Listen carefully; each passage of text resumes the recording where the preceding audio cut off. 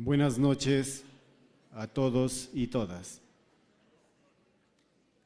A nombre de las organizaciones que han hecho posible la producción de estos informes y su lanzamiento, el Observatorio Mundial de la Salud, el Movimiento de la Salud de los Pueblos, el Frente Nacional por la Salud de los Pueblos del Ecuador, la Facultad de Ciencias Médicas de la Universidad de Cuenca y el Centro de Estudios y Asesoría en Salud, CEAS, así como las entidades que lo han auspiciado, extendemos una calurosa bienvenida a todos los compañeros y compañeras del mundo que nos acompañan en este acto de gran significación para la Segunda Asamblea Mundial de la Salud de los Pueblos.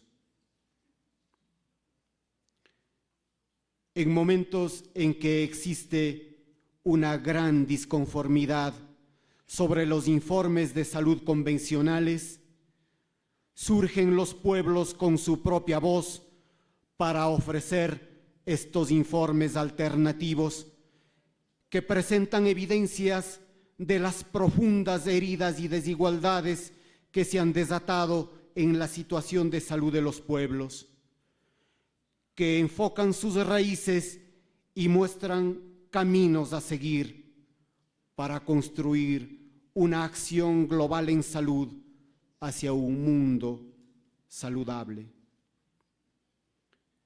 Al mismo tiempo que en la histórica Cuenca y desde los escenarios de la Segunda Asamblea Mundial de la Salud de los Pueblos, se lanzan informes alternativos que se efectúan en diversos lugares del planeta.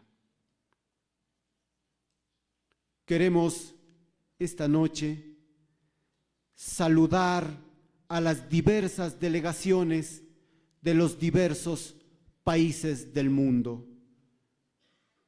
Queremos saludar la presencia de Ravi Narayan, secretario general del Movimiento Mundial de la Salud de los Pueblos, de Miguel Fernández, viceministro de Salud de Uruguay, de Mónica Fein, secretaria de Salud del municipio de Rosario, Argentina, de Hernán Hermida, decano de la Facultad de Ciencias Médicas, de Halfan Mahler, director emérito de la Organización Mundial de la Salud, de Arturo Quispe, coordinador de la Segunda Asamblea Mundial de la Salud de los Pueblos, de Ari Miranda, vicepresidenta de la Fundación Osvaldo Cruz, de Jaime Breil, director ejecutivo del CEAS y coordinador del lanzamiento del informe, de Patricia Morton, coordinadora del proyecto, de María Zúñiga, coordinadora global del Consejo Internacional de la Salud de los Pueblos, de Fraun Baum, de la Comisión de Determinantes Sociales de la Organización Mundial de la Salud, de David Legg, de la Escuela de Salud Pública de la Universidad de La Trobe, Melbourne, Australia, de David Sanders, director de la Escuela de Salud Pública de la Universidad de Western Cape de Sudáfrica, de Gustavo Vega Delgado de la Universidad de Cuenca y de todos y cada uno de los compañeros y compañeras presentes en esta noche.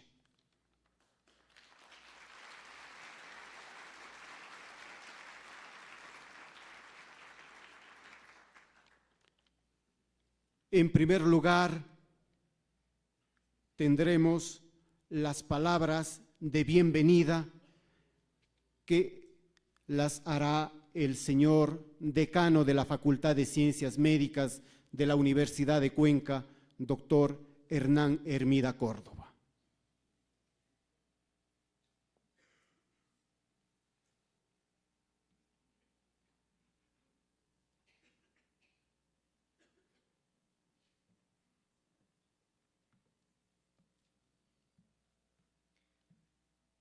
Distinguidas autoridades de la mesa directiva,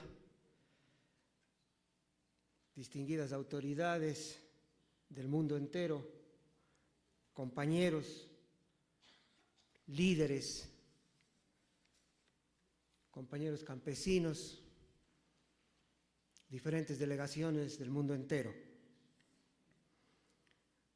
Para la Facultad de Ciencias Médicas de la Universidad de Cuenca, República del Ecuador, representa un alto honor dirigir las palabras iniciales en este evento para saludar la presencia de las personalidades, delegados y asistentes de los 5 continentes que esta tarde y noche nos acompañan.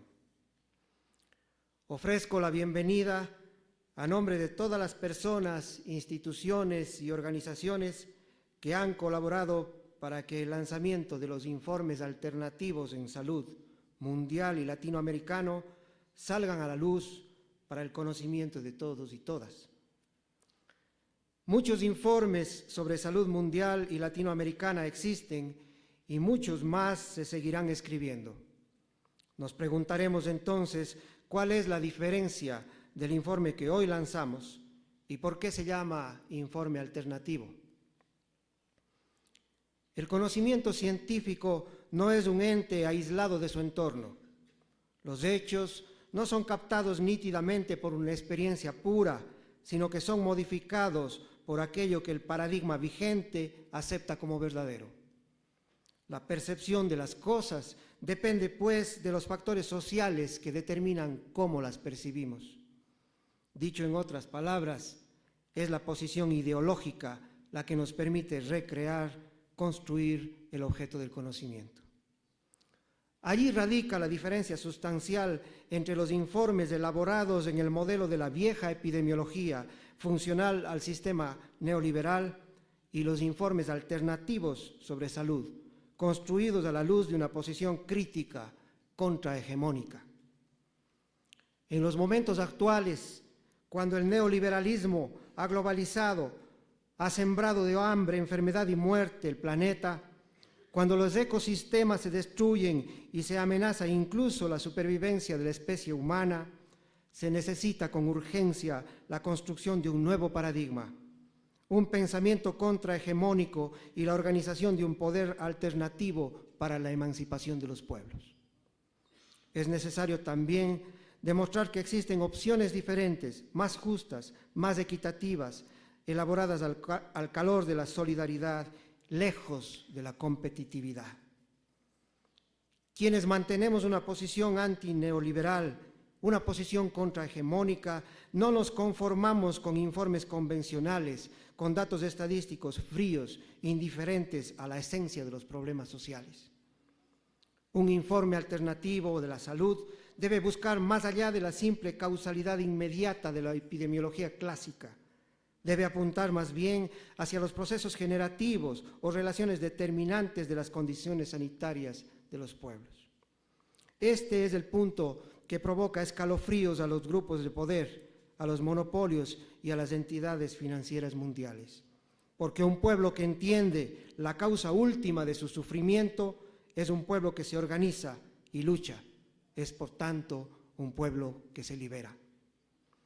¿Qué mejor escenario para el lanzamiento de este primer informe alternativo sobre la salud mundial y latinoamericana que la Segunda Asamblea Mundial de la Salud de los Pueblos?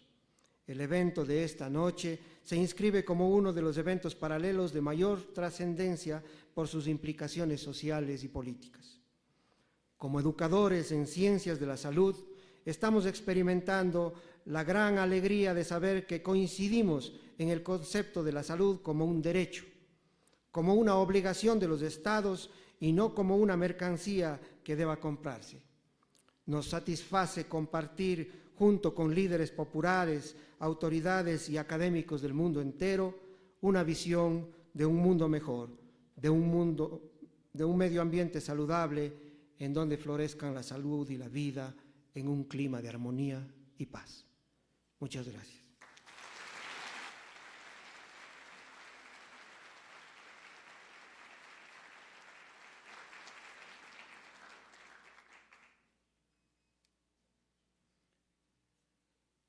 La historia y el contenido del informe mundial en las palabras de Patricia Morton, coordinadora del informe alternativo sobre la salud mundial.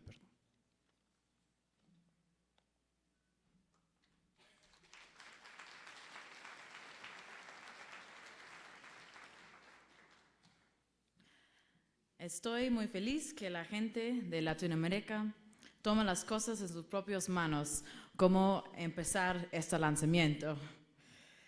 Muchísimas gracias a Jaime Brel y su equipo de SEAS por todo el trabajo en organizar este lanzamiento y también por el informe latinoamericano que han en tan corto tiempo. Gracias también al Consejo de Pichincha y a Research Matters de IDRC de Canadá que han fundado este lanzamiento. Siguiente, por favor. Además, quiero agradecer a toda la gente, investigadores, analistas de políticas de salud, trabajadores en salud y los pueblos que han contribuido con su tiempo y desde sus organizaciones han contribuido fondos para producir este informe.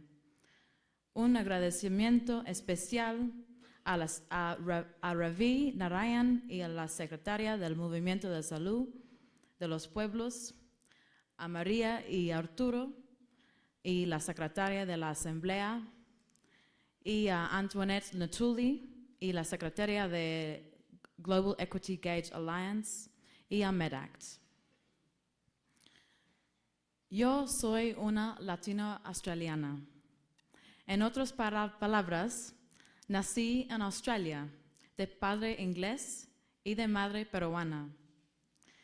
Mi abuela, de parte de mi madre, es de Ayacucho, un pueblo de los Andes del Perú. Entonces, aunque soy una mezcla, tengo raíces indígenas de Latinoamérica y por esta razón es un gran honor para mí lanzar este informe aquí en los Andes, lugar que es muy cerca de mi corazón.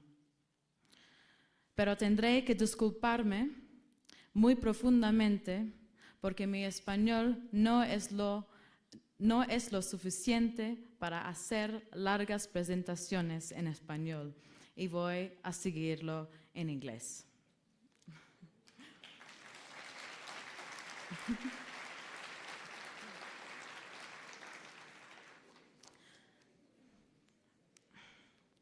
I'm going to begin by explaining where the Global Health Watch report comes from. We need to go back to the year 2000. Next slide, please. When over 1,500 people from 80 countries met in Bangladesh at the first People's Health Assembly. The assembly was organized as a counterpoise to the official World Health Assembly convened every year by the World Health Organization and represented a protest from civil society across the world, particularly from the poorer countries, against the fact that the promises made decades earlier to achieve health for all by the year 2000 had not been kept. This, as we know, reflected both a lack of political will and effort to do good, as well as the infliction of actual harm. For example, the imposition of a completely unjustified debt burden upon millions of the poorest people and the structural adjustment programs of the IMF and the World Bank that helped decimate healthcare systems and public services of many countries. The Assembly gave birth to the People's Health Charter. Siguiente, por favor. Now available in about 40 languages and endorsed by hundreds of organizations and communities around the world, which gives renewed expression to social objectives such as fairness and rights and entitlements to health care, as well as to the public health principle that in addition to providing health care, health systems and health professionals must act to abolish poverty and ensure that people also have access to education, nutrition, water, sanitation and peace. To take the Charter forward, the Assembly gave birth to the People's Health Movement, a loose but organized network of individuals and organizations from all regions of the world, formed with the understanding that health for all would only be achieved through campaigning, social mobilization, and political engagement.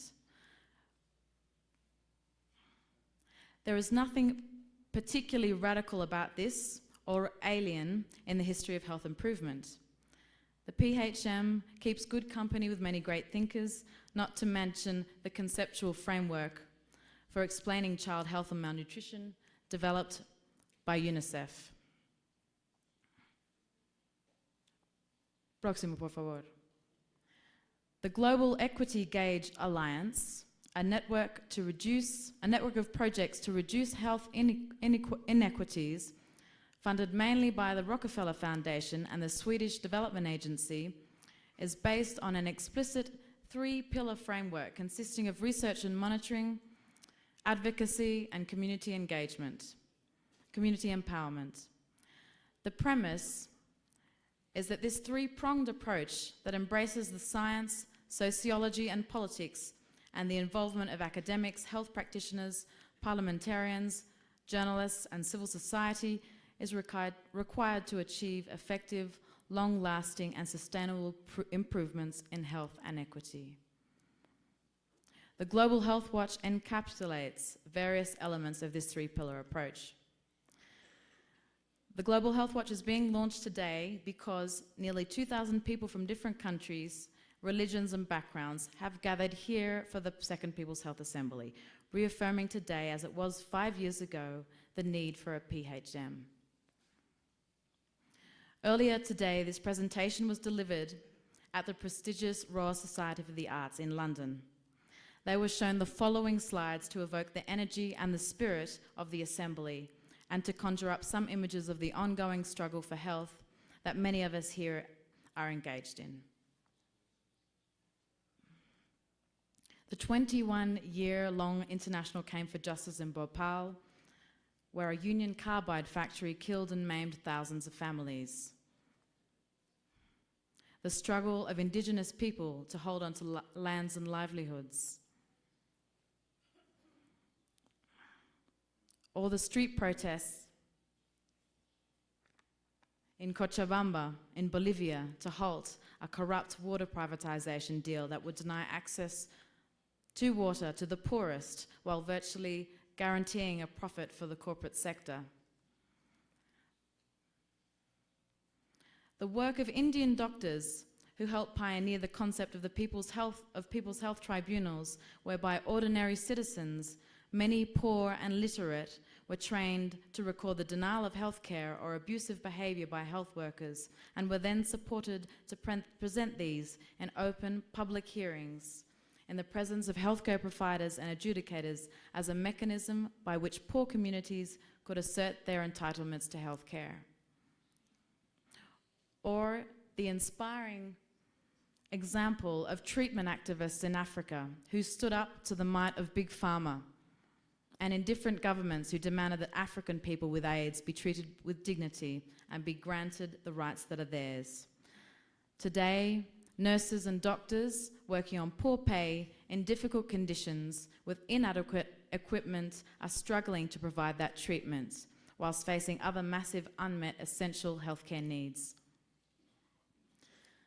These images and the explanation about the PHM are important for two reasons. Firstly, because they contrast with the more common portrayal of helpless, passive people in the need of help or charity, or with the suggestions that people in poor countries are somehow tolerant of corruption, or the notion that multinationals with corporate social responsibility programs act in ethical and responsible ways. Secondly, because the Global Health Watch is designed to ultimately act as a vehicle for civil society and health professional mobilization to tackle the political barriers, indifference, and vested interests that lie in the way of fulfilling universal rights to health in poor and rich countries alike. The connection of a report on health with the PHM and a wide range of NGOs and health professional associations is that it doesn't end up as yet another report gathering dust. With that background, I want to now focus on the report itself and what makes it alternative. First, as an instrument of public health action, the aim of the Watch is not to produce another report on the current state of health and poverty, but to provide a watch on the actions, policies and programs of institutions and organizations charged with improving health or affecting health. This idea of explicitly watching the performance and policies of key institutions can also be viewed as a correction to the deep democratic deficits that exist at many levels of decision-making. We see this report as a contribution by the public health community to arrest the erosion of public accountability that has accompanied globalization and the concentration of wealth and power. In Part E of the Watch, there are dedicated chapters on particular institutions. UNICEF. We draw attention to the wholly inappropriate selection of the new head of UNICEF, a woman who has been at the heart of the United States global trade machinery, responsible for pushing through trade measures that the Make Poverty History campaign have been campaigning against as being unfair, unjust, and indirectly responsible for the malnutrition and deaths of millions of people. We look at the institutions of aid and debt relief programs, drawing attention to War on Want's recent exposure of Britain's use of overseas development aid to privatize key public assets and services in developing countries, not to mention their huge expenditure on the questionable services of management consultancy firms. It was not possible to include an analysis of the G8 commitments, but our conclusions would suggest an essential failure to achieve anywhere near the level of political engagement, political commitment, and leadership that is required to address the world's public health priorities. What emerged were very small steps, essentially leaving the architecture of the very system that generates poverty and widening inequities intact. And even with the debt relief and the slow increase in aid, the key issue of whether this will be accompanied by conditionalities that poor countries open up their economies and privatize their public assets is left unresolved. A glaring omission from the public debate surrounding the G8 was on the reform of the World Bank and the IMF, which remain, in the analysis of this report, a significant part of the problem.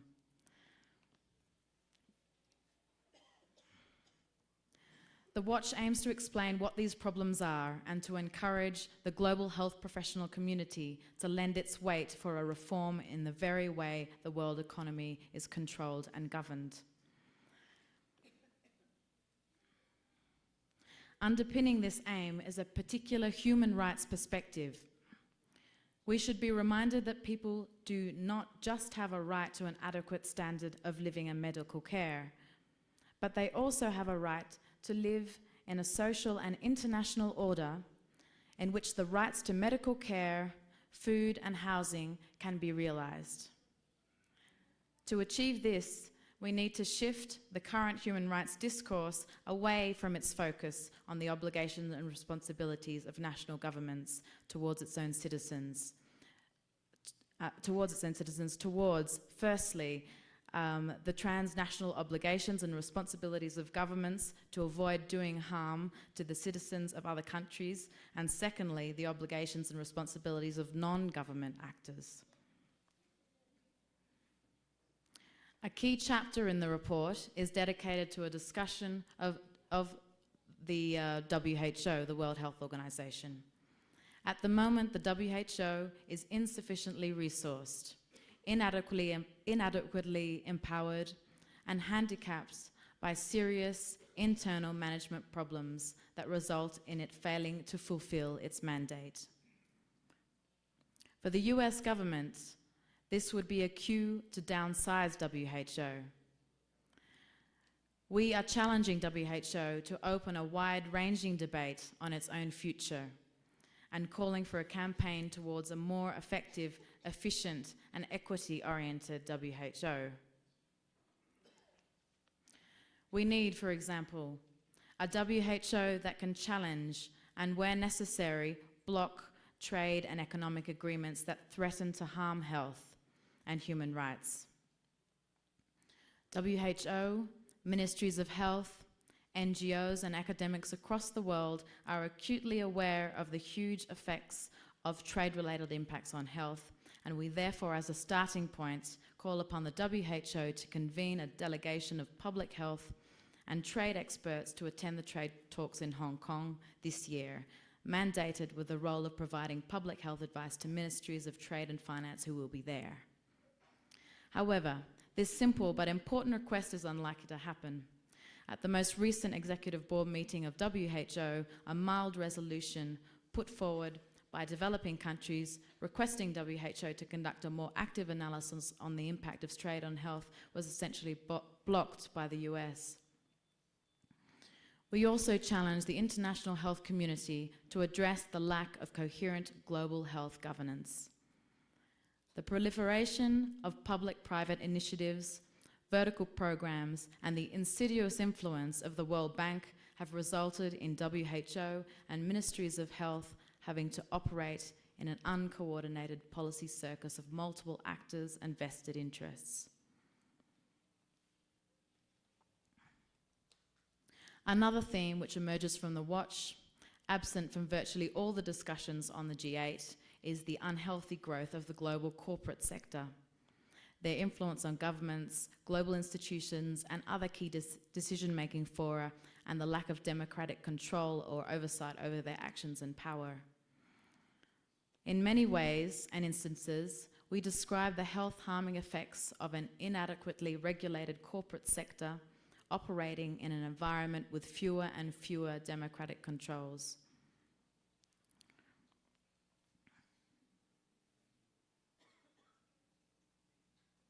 The focus on the corporate sector is also designed to provoke greater reflection on the other end of the global development spectrum, to shift thinking away from an exclusive focus on poverty towards an equally appropriate focus on health, on wealth.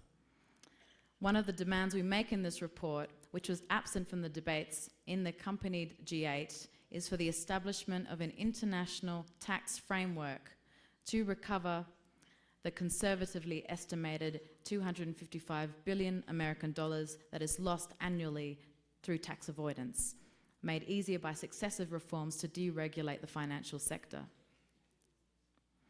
This is an amount of money, in spite of the overall decline in corporate tax rates over the past few years, that would fund comprehensive and functional healthcare systems in every poor country. All this does is to merely extend the principle of fair, non-punitive taxation to sustain social security for all. And there are other sources of public revenue, such as currency transaction tax or an aviation tax that would provide public financing without having to resort to aid and charity. Quite simply, we are not using legitimate instruments of social policy to ensure the fair and universal provision of healthcare, education, and food security. What else is in the report? Part B is focused more on a familiar terrain for health workers.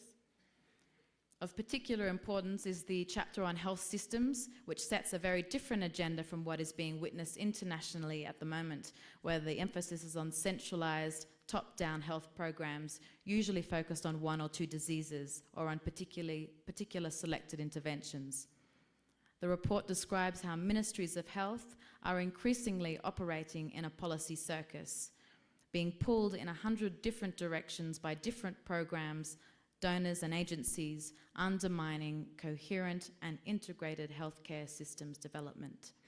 In many instances, these agencies also contribute to an internal brain drain, sucking many of the most skilled professionals out of the public sector, thereby further weakening the Ministry of Health. In many developing countries, this has come on top of economic crises, structural adjustment programs and neoliberal reforms that have decimated public healthcare systems and ushered in the commercialization of healthcare to the detriment of equity, accessibility, and efficiency. Unless the multitude of health initiatives that currently run rampant across the developing world are each pulling towards a common vision of healthcare systems, and unless there is a coherent agenda to block and then repair the damage of neoliberal policy reforms, we will not achieve the health-related Millennium Development Goals. Furthermore, we run the risk of making limited advances towards a set of narrowly defined health goals in ways that are unsustainable and likely to deepen inequity.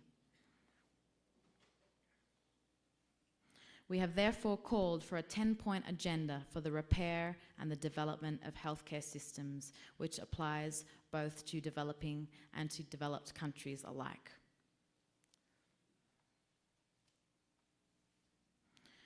There are many aspects of the report which I will not touch on in this introduction, and we don't suggest that the breadth of topics are ones that health professionals can be expected to take a lead on. But we can and we should recognize the potentials for synergies. The barriers and threats to universal access on education and food are in many ways the same as those facing healthcare systems.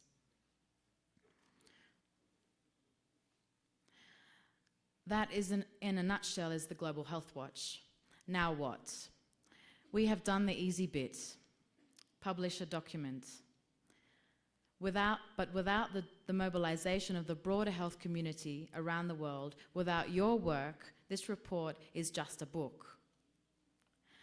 And as our comrade Ernesto Che Guevara said, words that do not match deeds are unimportant. We have produced a second document to accompany the watch and to assist in the mobilization of health workers around the world, the Global Health Action.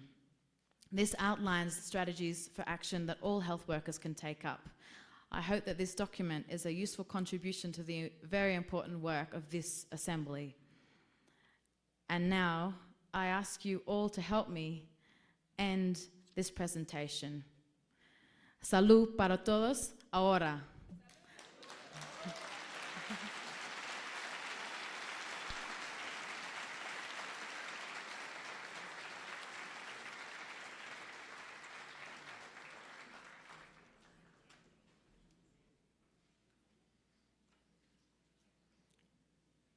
El doctor Ron Labonté es investigador titular en la Universidad de Ottawa, Canadá.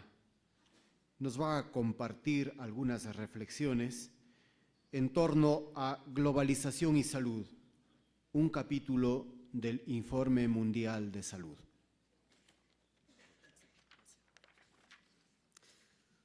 Buenas noches. Hace 30 años, el movimiento del medio ambiente nos desafió a pensar en el mundo entero y actuar en temas locales. Hace 10 años atrás, el movimiento global de justicia nos enseñó que acciones locales son importantes, pero también es importante movilizarnos y actuar globalmente. We are living in a new era where commerce has been freed to rule the world, but politics remains confined to national borders. We are struggling towards a new global politics in which health equity becomes the foundation of our economic decision-making. This is the vision of the People's Health Movement. And mapping the challenge this vision presents to each of us is the purpose of the Global Health Watch. And I will speak to this purpose tonight, sharing 3 of the 4 short and disturbing stories with which the Global Health Watch begins. In rural China, high school student Zhen Qinming kills himself by jumping in front of a train because he couldn't afford the last $80 of school tuition fees and so educate his way out of poverty. Annual fees are more than the average village family earns in a year. Healthcare, like education, has become expensive since China embraced the market economy. And Qinming's grandfather had already spent the entire family's savings on treating a lung disease. In Zambia, Chileshi waits to die from AIDS. She was infected by her now dead husband, who once worked in a textile plant, but lost his job when Zambia opened its borders to secondhand clothing. He moved to the city as a street vendor, selling donations from wealthier countries. He would get drunk and trade money for sex, often with women who desperately needed money for their own children. Desperation, Chileshi thinks, is what makes this disease move so swiftly. In northern Mexico, Antonia is suffering from asthma and falling behind in school. Her parents don't have enough money to pay for specialists or medicines, and wonder whether her problems are connected to the industrial haze and foul-smelling water that come from the nearby factory. But they can't afford to move. All their savings were used up when corn prices plunged after the border opened to imports from the United States. These three stories illuminate the toxic underbelly of our current wave of globalization.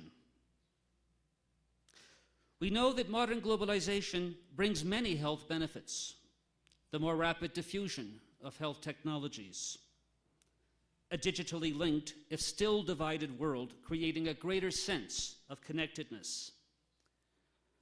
But the past 20 years have seen a slowdown in global health gains.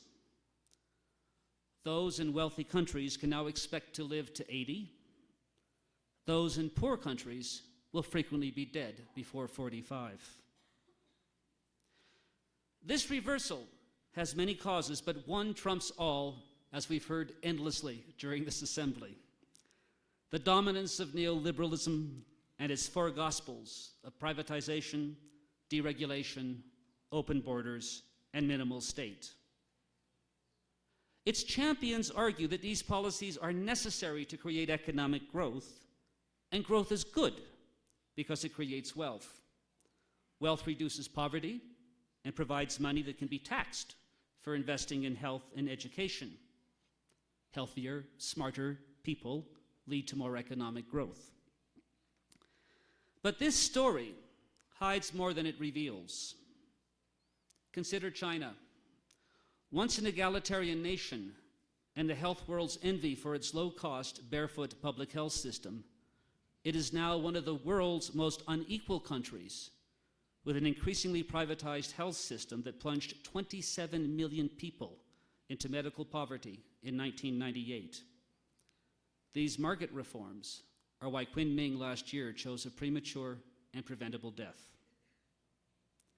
In time, China may reach a point where its own internal unrest creates an Asian form of welfare state in which the redistribution of wealth becomes an ethical imperative. But each of us in our People's Health Movement confronts a moral question: how long must we ask those displaced by globalization's inequalities of growth and wealth to wait? This question has particular meaning for Chileshi. The pathways that link globalization with her HIV infection lie in the rise of free markets in Zambia, a policy shift promoted by the international agencies dominated by the world's rich countries.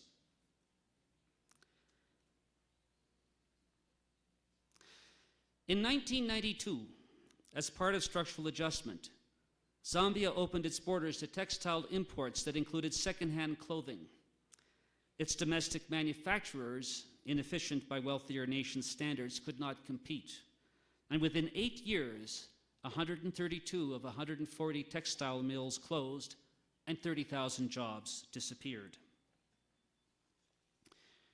Previously employed workers moved to the informal, ill-paid, and untaxed underground economy. Privatization of state enterprises eliminated revenues that might have been used to support education and health care. As part of structural adjustment, Zambia imposed user fees, cut health staff, and reduced the salaries of those who remained, just at a time when the AIDS epidemic was surging out of control. The government is trying to undo some of this damage, and HIV rates in Zambia have stabilized. But Zambia is hampered by two other aspects of contemporary globalization: the rich world's failure to cancel its crippling debt, or to share with it the resources it needs to sustain its people's health. The causes of the debt crisis, we know, are many, but owe as much to the banking and economic policies of the lending nations as to the corruption and inefficiencies of the borrowing ones. Debt relief that began in 1996 has been far too little with far too many policy strings attached. And after mass civil society mobilizations and years of campaigning, the G8 finally agreed this year to cancel $40 billion in multilateral debts owed by some of the world's poorest countries, including Zambia. This is welcome, but it is too little too late for Chileshi, and the need for campaigning continues. For the debt cancellation deal still comes with unhealthy policy strings. To qualify, countries must essentially surrender control of their economies to the neoliberal policies of the IMF and World Bank, now neatly repackaged as poverty reduction strategies. This conditionality must end. And debt cancellation must not be at the expense of other forms of aid. There is cause for cautious optimism.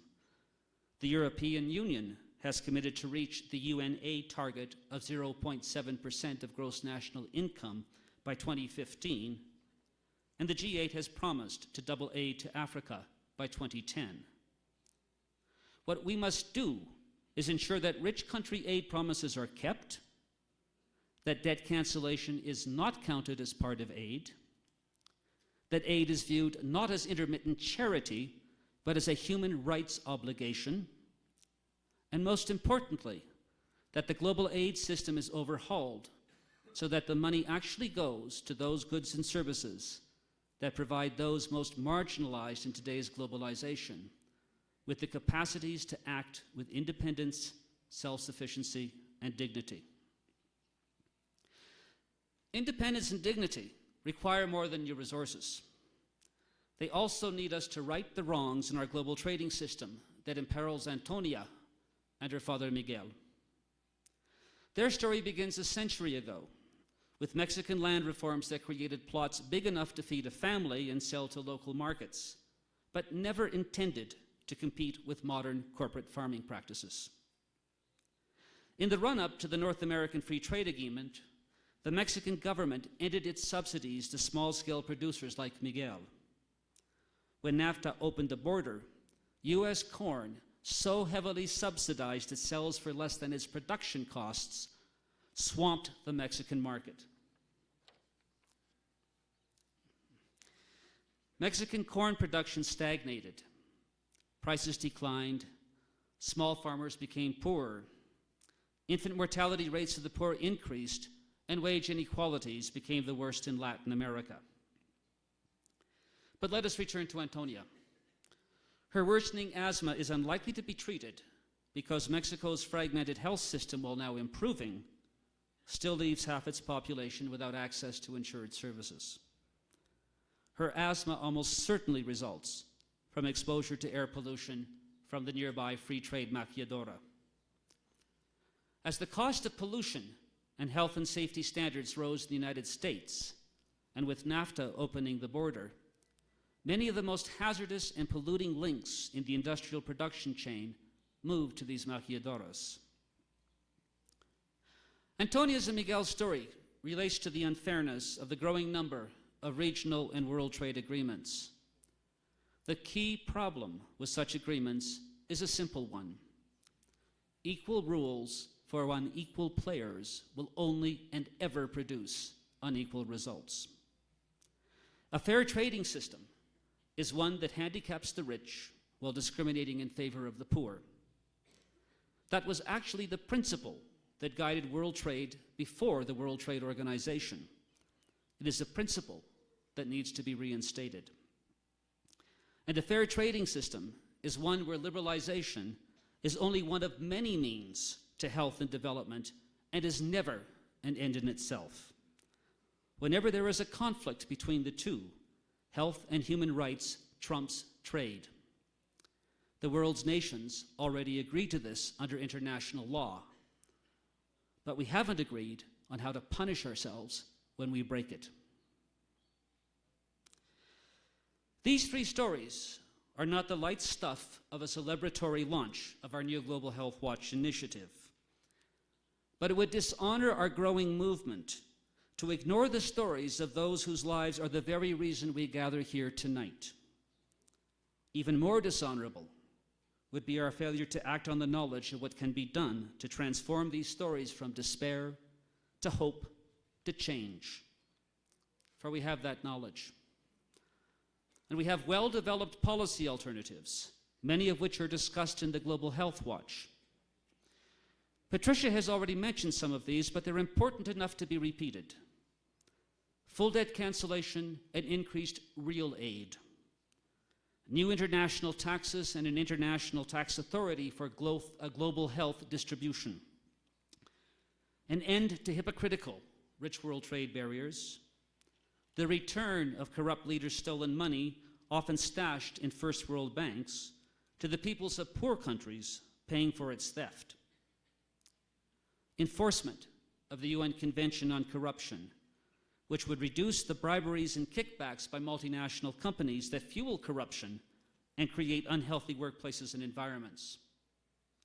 Increased aid for health and education systems to stem the hemorrhaging of health workers from poor countries.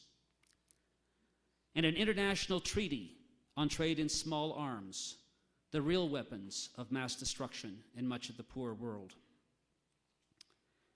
Meeting the challenge of global health equity demands that we continuously confront the individualistic and market-based priorities and values that presently guide international decision-making.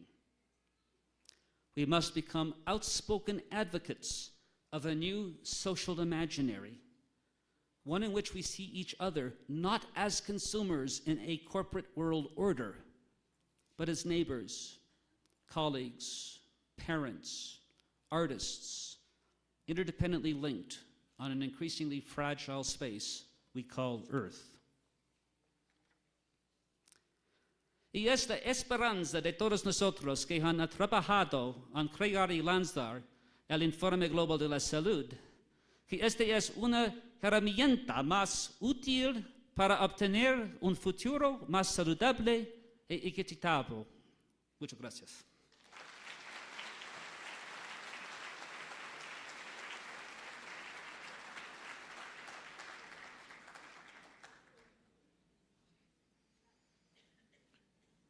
El informe alternativo de la salud en América Latina.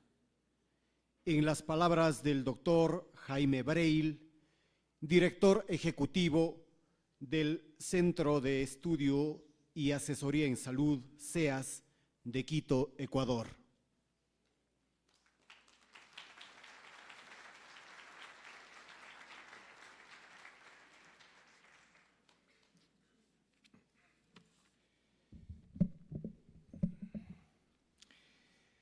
Queridos compañeros directivos de la Segunda Asamblea Mundial de la Salud de los Pueblos, Rabí, Arturo, María, queridos compañeros del Observatorio Mundial de la Salud, compañero Halfdan Mahler, compañero Miguel Hernández, viceministro de Salud de Uruguay, compañero Gustavo Vega, ex rector de la Universidad de Cuenca, compañeras y compañeros luchadores del mundo. La dedicatoria del informe latinoamericano es a las mujeres de Ciudad Juárez masacradas por ese mismo sistema que acaba de ser perfilado en las intervenciones anteriores. Miles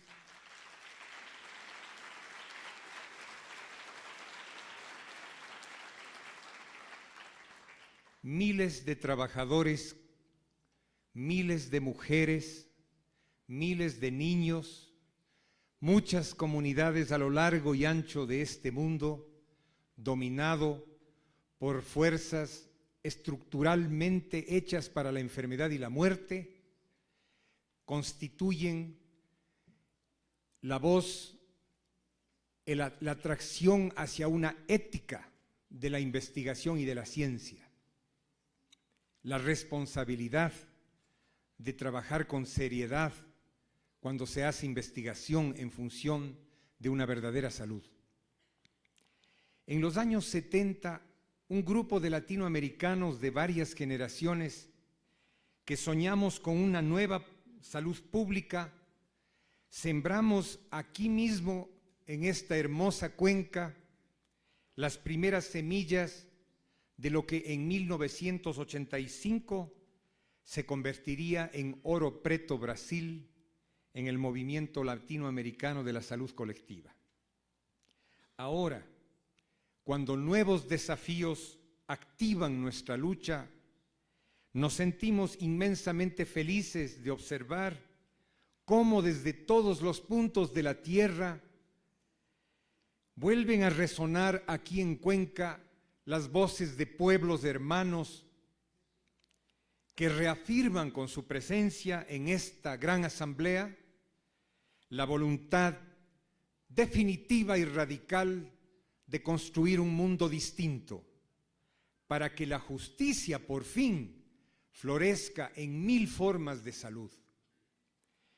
La vasta mayoría de los explotados o excluidos de este mundo de los poderosos, es decir, los pueblos que movemos la producción económica, que generamos los alimentos en el campo, los hombres y mujeres que forjamos la cultura, las gentes que en definitiva sostenemos la existencia humana, estamos aquí representados en esta segunda asamblea para ratificar de cara al mundo que no hay régimen social, por voraz y por violento que éste sea, que pueda doblegar la racionalidad humanista y el fundamento solidario de los pueblos.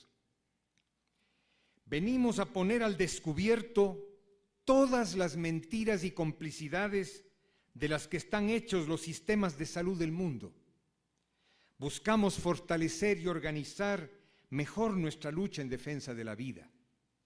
Respetamos como los que más el conocimiento, la importancia de la ciencia y de la técnica, pero estamos claros que esas herramientas no sirven para la liberación si no están unidos a una lucha organizada, a una construcción intercultural revolucionaria y sobre todo al empeño infatigable para anteponer la sobria alegría, eso que Julio Monsalvo llama la alegremia, la sensatez y el espíritu solidario de los humildes de la tierra, a esa brutalidad arrogante e irracional de los poderosos. A partir de la diversidad de nuestra experiencia histórica, de nuestras fuentes culturales y de la riqueza de experiencias que traen nuestras organizaciones, es que hemos arribado a una misma convicción desde todos los rincones. La convicción de que la salud guarda una relación profunda y definitiva con la justicia social y con la vigencia real de los derechos humanos. Por eso sabemos perfectamente que si bien representamos realidades diferentes, nos une el desafío de confrontar un mismo modelo de despojo económico y de exclusión social que se ha impuesto a sangre y fuego en el planeta. Vivimos un sistema estructural de asalto a los derechos humanos, de dominación social, de hiriente segregación cultural que sostienen los imperios económicos tan destructivos en sí mismos como los holocaustos de esas guerras que esos mismos imperios prolongan y alimentan sus negocios y su sed de dominación. Los pueblos organizados sabemos muy bien que esa estructura de poder y dominación social obstaculiza y revierte el efecto de todo el trabajo que realizan millares de trabajadores de salud en ciudades y campos a lo largo del mundo. Sabemos que ese sistema frena la gestión sanitaria y preventiva de las comunidades, de los sindicatos y organizaciones colectivas de todo tipo. Y por eso sentimos la urgencia de perfeccionar nuestros instrumentos de información y nuestros métodos de conocimiento. No cabe duda de que el conocimiento y la información son aspectos centrales de la lucha por la salud. Pero cuando estamos hablando de una lucha emancipadora y no simplemente de una actividad funcional al poder, no son suficientes ni adecuados los informes convencionales u oficiales de la salud, puesto que estos no permiten construir una representación real y completa de las profundas heridas y desigualdades que caracterizan la salud de los pueblos. Y puesto que, cuando eventualmente incluyen algunos indicadores interesantes del deterioro humano, los presentan completamente desconectados de la estructura social que generó esos indicadores. Con lo cual, ese tipo de informes desvían o confunden el sentido de la lucha. En efecto, los informes oficiales y los medios de comunicación que los secundan y difunden maquillan la realidad y ocultan las evidencias de inequidad en la salud. Los informes oficiales ocultan, en definitiva, los efectos devastadores que ha provocado, por ejemplo, el fundamentalismo de mercado, que desde hace décadas ha convertido los bienes de salud en mercancías, en lugar, obviamente, de respetarlos como derechos humanos inalienables. Los informes oficiales de salud, más allá de la buena voluntad o no de sus creadores, y a pesar incluso a veces de su eventualmente robusta construcción matemática y formal, se encuentran atados a una lógica que enmascara la realidad, pues al basarse en un paradigma positivista, oscurecen la situación de salud, magnificando avances promediales unas veces, que son en definitiva insignificantes frente a la magnitud de los problemas, y encubriendo los grandes problemas, o por lo menos presentándolos de tal forma que es imposible reconocer su relación con la gran concentración de la propiedad y del poder que ejercen las clases dominantes. Nosotros hemos dicho que los análisis sobre la desigualdad, sin un análisis profundo de la inequidad estructural, son un definitivo engaño y terminan siendo instrumentos funcionales al poder, aunque estén llenos de categorías aparentemente democráticas o aparentemente incitivas. Por todo lo dicho, es fundamental el camino iniciado por la primera asamblea en Bangladesh, donde se generó la idea del Observatorio Global de la Salud, que gracias al tenaz esfuerzo de las organizaciones Global Equity Gauge Alliance y MedAct y el respaldo permanente del Movimiento por la Salud de los Pueblos, lanzan al mundo hoy el informe alternativo sobre la salud mundial. El Centro de Estudios y Asesoría en Salud, CEAS, fue invitado por el Observatorio Mundial y por el Comité de la Segunda Asamblea para apoyar la producción del informe mundial y para iniciar el Observatorio Latinoamericano de la Salud con la organización y edición de un informe alternativo sobre la salud en América Latina. Nuestro equipo asumió con beneplácito y mucho entusiasmo esa tarea, que no solamente posibilitó nuestro respaldo a esas instituciones en su programa pionero y vital, sino que nos permitió proyectar un tipo de trabajo que ya lo habíamos realizado desde la década del 70 en investigaciones similares.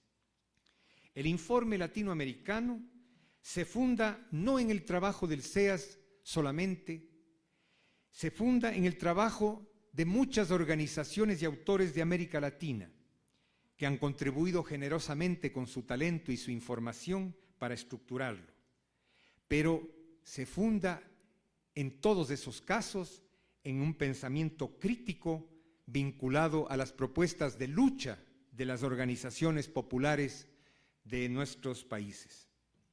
Su primera sección penetra en los efectos del modelo de acumulación definido por David Harvey como un modelo de acumulación por despojo, por fraude, por apoderamiento, por asalto a los derechos humanos y apoderamiento de los recursos vitales de los países. La idea del informe latinoamericano ha sido también, como en el caso del informe mundial, poner al descubierto los procesos del capitalismo actual, distinto al capitalismo de décadas anteriores y que operan como determinantes de salud, puesto que la lógica del capitalismo en su acumulación se ha modificado. Se han montado verdaderas prácticas predatorias, piratescas, el fraude, la violencia, mecanismos que se aplican aprovechando las desigualdades y asimetrías del poder para despojarnos de nuestros derechos, de nuestros recursos y de nuestra salud. No solo nos han despojado de aquello mediante la privatización de los derechos ligados a los servicios de salud, sino que han puesto a girar atrás las agujas del reloj, desmantelando los derechos laborales, demoliendo los fundamentos de la seguridad humana y social, quitándonos los bienes de la vida mediante la monopolización de la agricultura, la producción de alimentos y el agua, forrando el planeta de cultivos transgénicos, inundándolo de residuos químicos de alta peligrosidad, en fin, demoliendo uno a uno los recursos de la vida. El informe latinoamericano tiene dos secciones, dos partes. La primera se denomina el modelo de acumulación por despojo y la salud. En esa sección se muestra cómo opera la lógica de las grandes corporaciones cuyas ganancias crecen justamente destruyendo las condiciones de vida, al tiempo que las movilizaciones sociales impulsan y tratan de detener ese holocausto, movilizándose creativamente alrededor de la defensa de los derechos humanos. Hay una lucha histórica de intereses, hay una lucha histórica de necesidades, hay una lucha histórica de visiones de la salud. Los distintos capítulos de los países y de sus autores van eslabonándose para mostrar cómo el avance de los monopolios va reinventando, recreando y expandiendo la inequidad, la institucionalización de la violencia, los casos de desprotección social y retroceso de las leyes laborales, la degradación de las condiciones de trabajo y de vida, la paulatina transformación de derechos humanos en mercancías, los casos de agresión cultural y todas las formas de destrucción de la biodiversidad. Pero en la sección 2 está la sección del debate y de la posibilidad de salidas. Se llama esa otra salud posible. Se presentan el otro lado de la moneda, los casos de los avances conseguidos por gobiernos nacionales y locales, como el caso del gobierno de México, Distrito Federal, que con la sola control de la corrupción logra financiar medicinas gratuitas y programas gratuitos de salud para todos los adultos mayores de una ciudad de 18 millones de habitantes, como los diferentes gobiernos locales que han logrado avances importantes, la lucha de los obreros de Argentina en el sistema de fábricas recuperadas, las propuestas autogestivas de las comunidades rurales, indígenas, afroamericanas. Se habla de la necesidad de los puentes muy importantes entre el saber indígena, entre el saber afroamericano y el saber académico, la interrelación de saberes críticos como un elemento fundamental de un conocimiento alternativo. El informe latinoamericano tuvo muy poco tiempo para ser producido y la meta ambiciosa fue generar ediciones en castellano y en inglés para que estén listas para esta segunda Asamblea Mundial. Les pedimos aceptar con benevolencia las limitaciones que este informe tiene. Es apenas un punto de arranque hacia el futuro, producido por esos 10 países que han informado de sus realidades, por esos 60 autores y por esos 30 organizaciones populares y entidades públicas democráticas que decidieron ayudarnos con su rica contribución, que estoy seguro dará harta tela para cortar en el debate sobre el quehacer futuro. Agradecemos a Global Health Watch y al Comité Internacional de la Segunda Asamblea Mundial por haber confiado en que el SEAS podía cumplir esta tarea.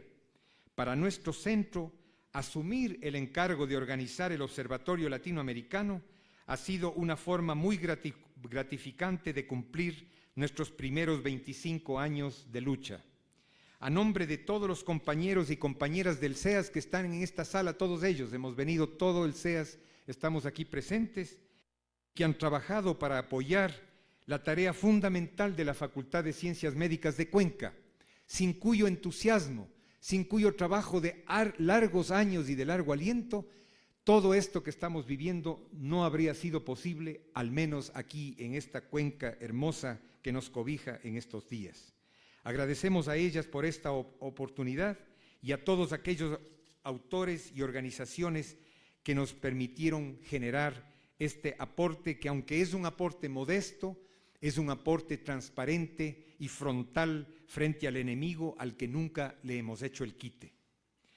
Los autores de los testimonios incluidos en el informe, por tanto, más que autores para nosotros, son hermanos y compañeros de lucha, son hermanos y compañeros de ruta, que han honrado este esfuerzo colectivo para recoger una memoria militante que nos sirva para afinar y ajustar mejor esa lucha. Sinceramente, esperamos que el informe alternativo haya cumplido los dos propósitos que inspiraron su diseño: ser parte de nuestra memoria colectiva en el sentido progresista que adquiere la celebración de la memoria cuando, como lo expresa el subcomandante Marcos, la memoria mira al futuro y que, como él mismo expresa, esa paradoja es la que permite que en ese mañana no se repitan las pesadillas y que las alegrías, que también las hay en el inventario de la memoria colectiva, sean nuevas. En segundo lugar, el propósito de aclarar la diferencia que Bertolt Brecht estableció entre una retórica conservadora y la lógica emancipadora de los productos culturales, que no se reducen a ser un simple espejo de la realidad, sino un martillo para golpearla. El informe alternativo, en fin, es una reafirmación de nuestro derecho a construir, sin las mediaciones del poder y sus informes oficiales, nuestro derecho a la memoria. Y la memoria de los pueblos, cuando recoge la sustancia de su dolor, de sus alegrías y de su espíritu combativo, cuando es alimento y celebración de un mañana distinto, se convierte en un instrumento revolucionario. Muchas gracias.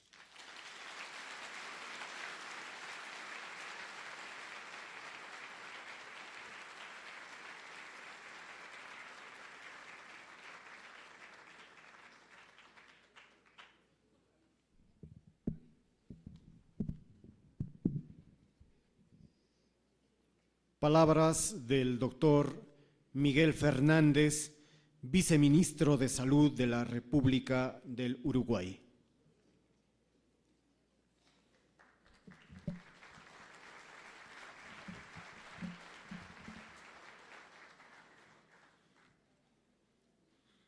Señores organizadores de esta segunda Asamblea Mundial por la Salud de los Pueblos, compañeras y compañeros participantes de esta importante e histórica instancia y jornada de trabajo.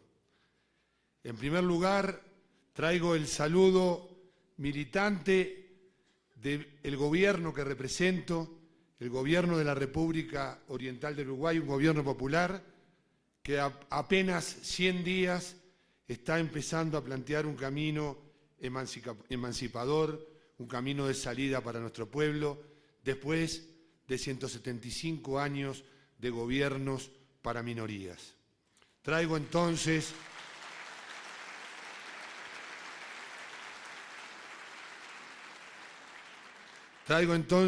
ese saludo militante y esa confianza en que construiremos juntos un camino para la felicidad de nuestros pueblos. Hemos colaborado en este informe alternativo latinoamericano desde una perspectiva que fue la que ejercimos durante los últimos 15 años en el gobierno de Montevideo, que nuclea la mitad del país y que tiene una importancia fundamental en lo que tiene que ver con el desarrollo de nuestro pequeño país, tiene 1,5 millones de habitantes. Hicimos una experiencia de cambio de modelo de atención, de cambio de modelo de gestión, de considerar a la salud de otra manera, y es el aporte que hacemos a través de un capítulo de participación social y de una visión distinta de la epidemiología. En ese camino hemos estado con un grupo importante de compañeras y compañeros del movimiento de secretarios municipales de salud, de ALAMES, que fuimos construyendo desde los gobiernos locales la posibilidad de plantear una alternativa diferente a los modelos hegemónicos en salud. Y esa propuesta tenemos también conciencia que no la podemos dejar reducida al ámbito de lo local, que es absolutamente imprescindible conquistar los gobiernos nacionales y establecer alianzas internacionales para lograr efectivamente en un mundo globalizado la globalización de un mundo posible y diferente. Quisiera, porque no tenemos el tiempo que tenían los presentadores, como es lógico, queremos simplemente colocar algunos temas, quisiera en primer lugar ubicar desde una perspectiva más general el valor de estos informes alternativos de salud. En primer lugar, la importancia de establecer una fuerte y firme resignificación de la política frente al fatalismo de la economía y el fatalismo del mercado. Lo que tienen que recuperar nuestros pueblos es el papel de la política con mayúscula, no de la política sectorial o la de política de partidos, de la política ejercida por el conjunto de la sociedad. En segundo lugar, pensamos que resulta absolutamente imprescindible reorientar las políticas sociales y las políticas de salud desde un nuevo paradigma, desde el paradigma donde las políticas sociales y las políticas de salud no son la ambulancia que se lleva los heridos de la política económica. Lo que se ha hecho en la década de los 80 y en la década de los 90 es querer convencernos una lógica de la salud basada en la economía de mercado, basada en la concepción de la salud como una mercancía que se compra, como una mercancía que se vende, como una lógica de mercado, que ha enriquecido de manera violenta en nuestro país y en toda América Latina al complejo médico-industrial que se ha enriquecido con modelos de atención y modelos de gestión que sobre la base del modelo hegemónico, sobre la base de la hiperespecialización, de la incorporación irracional de la tecnología y los medicamentos, ha traicionado a la salud como derecho humano, como bien público y como derecho de ciudadanía. Necesitamos también en estos momentos ver a la respuesta en salud y a la respuesta de políticas públicas como un factor de gobernabilidad y de legitimidad democrática. No habrá democracia, no habrá construcción democrática si no hay legitimidad en las políticas públicas y en las políticas de salud. Y creo que es un tema que hay que tenerlo absolutamente claro y se va a construir en la medida que lo hagamos en conjunto con toda la población y con la participación social. En el caso concreto de Uruguay, las primeras medidas de gobierno de un gobierno popular tienen que ser construir viabilidad y confianza. Y para construir viabilidad y confianza estamos aplicando una reforma, empezando a aplicar una reforma en el sistema de salud sobre la base de 3 principios y de 3 pilares fundamentales, de 3 herramientas o 3 estrategias. El primer principio es el principio de considerar la salud como un derecho humano fundamental y, por lo tanto, lo imprescindible de tener una salud integral, universal para toda la población y no tener salud para pobres, paquetes básicos para los pobres y salud para quienes pueden pagar. Eso es la primera cuestión que tenemos que resolver. Resolver el problema de la calidad de la atención, de la integralidad de la atención y no establecer con la lógica de los ajustes fiscales, de los recortes fiscales y de las recetas de los organismos multilaterales de crédito, la idea de tener canastas, establecer nichos de mercado para cubrir la salud. El segundo principio es el de considerar a la salud como un bien público y como un bien fuertemente interrelacionado con otros factores culturales, ambientales, ideológicos, que son fundamentales a la hora de concebir el modelo de salud que queremos concebir. Y el tercero, y este es absolutamente fundamental, es considerar a la salud en tanto bien público, en tanto derecho humano, como una responsabilidad de Estado. Y aquí aparece un elemento que yo creo que la década de los 90, que planteó el modelo de la economía en la salud a ultranza y de los ajustes fiscales, de ir al Estado mínimo, lo que hizo fue aumentar las brechas de inequidad en el sector salud. Y por lo tanto se vuelve absolutamente básico devolverle al Estado un rol fundamental.